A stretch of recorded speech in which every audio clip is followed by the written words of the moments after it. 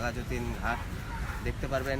আমাদের এখানে শিব মন্দির রয়েছে অ্যান্ড আমাদের পিছনে মহানন্দা ব্রিজ রয়েছে।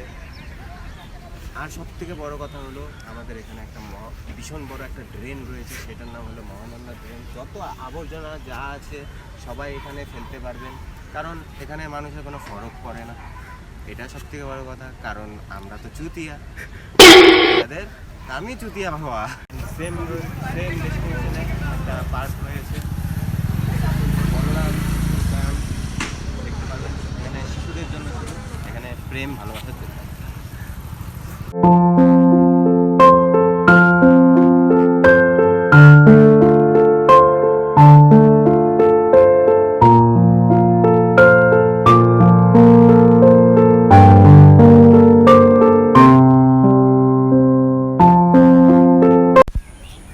দেখতে পাচ্ছেন এটা হলো আমাদের বাঘাযতীন পার্কের ব্যাক সাইড।